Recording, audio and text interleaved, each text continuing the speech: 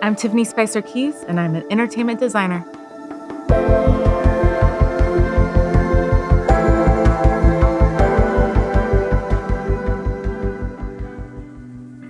I've been in the technical entertainment industry for 20 years. I do a lot of broadcast television, from awards shows to reality competitions, theater entertainment to symphony orchestras. I light esports gaming, and I do some nighttime spectaculars worldwide. I started a company back in 2016 called Key Lighting. I'm Key Lighting. I have a very unique background. I was on a Broadway tour at 10. I was a SAG member at the age of 15. And all through my young adult career, I was singing and dancing. And I had this musical theater background. My mom was a ballerina for the Royal Academy Ballet. My dad was a singer with Pacific Chorale. And so I just had this musical theater background growing up, loved performing on stage. I went into college as a musical theater scholarship student. And while I was on tour during the first 2 years of college, I started hanging out with the techs and finding out what they were doing and was really interested in what they were doing. And I met up with the dean at my school and I said, you know what? I want to drop my scholarship. I want to get into lighting. And she was like, okay. She guided me into the lighting department and said, you know, it will keep you in the theater world, lighting for musical theater and dances. And I was like, yeah, okay, great. Like most people who live in Southern California, Disneyland is just a stone throw away and has great opportunities for technical entertainment, theater entertainment, and becoming a stagehand.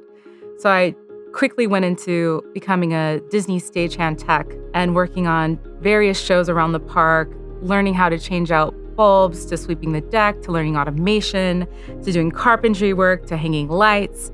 I was tapped on the shoulder to be Jason Badger's assistant little mentoree for World of Color. It was the Disneyland stage techs that put the show together. We built the fountains, we built the infrastructure, we built the lighting towers, we built the automation, and I was part of that installation team. But I was also tapped on the shoulder to learn from Jason how to program fountains and to watch him control these fountains and actually have them dance. I started going, it's like I'm choreographing lights. I'm choreographing water.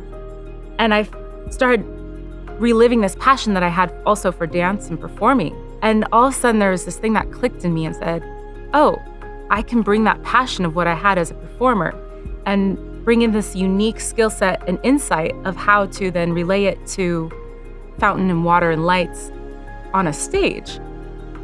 It is great to see women come into this field.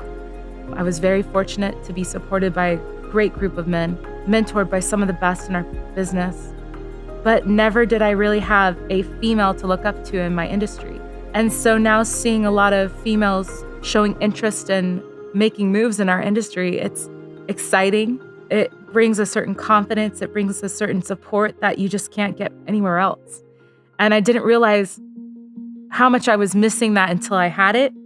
I feel like all of us, when we first start out, we are given this box and we're like, these are the rules. These are the tools. This is how it's to be done.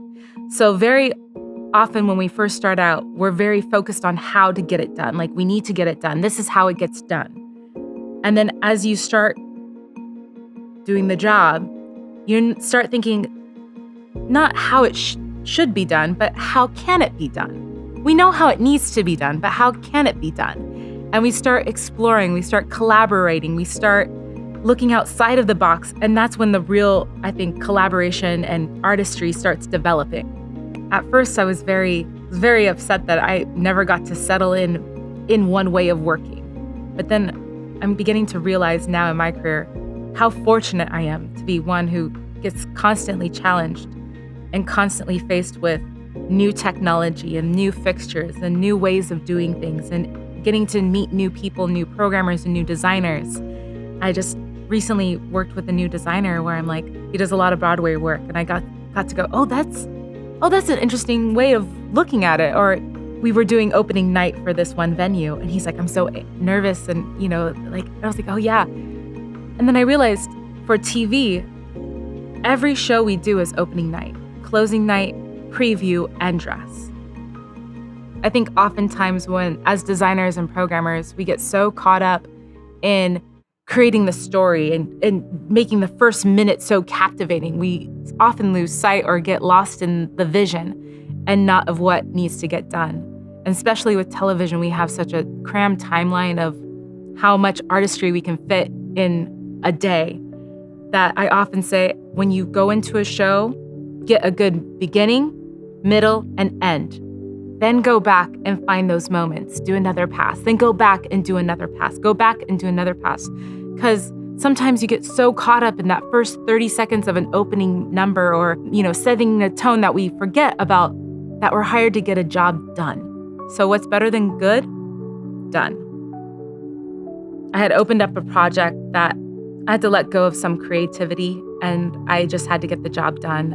I wasn't necessarily happy with it, but I was content with it. But it felt like I still wanted to play with it. I still wanted to evolve it and move it around and re-sculpt it a little bit more. Like, I knew it could be better. I was in a taxi in Vegas months later after the opening. And this was a show that was running every night. I'm sitting in the taxi and I get in and this gentleman's like, "Oh, what brings you to Vegas? It's the convention." I'm like, "No, I'm here for work." "What do you do for work?" And I often say, I have a desk job in entertainment. And if they poke more, I'm like, "Well, I program lights for television and live events and entertainment." He's like, "Oh, like America's Got Talent?" I'm like, "Yeah, like competition reality shows, like concert lighting." And he goes, "Oh, that's cool." And as we start to get talking, I go, "Oh, I also dabble in some entertainment theme park programming and design." And he goes, "I just took my wife and son to go see this nighttime spectacular." It was kind of sad. It was after pandemic, and I feel like everyone still had that weight of the pandemic on their shoulder. And we saw this nighttime spectacular, and let me tell you, it restored my faith in magic. And I start sobbing. Just drop of the hat, just start crying. He's like, "Ma'am?" And I'm like, "I designed that show." And his eyes lit up and he goes, "My son was just in awe. We've never experienced anything like that." And it just restored our faith in entertainment and in magic.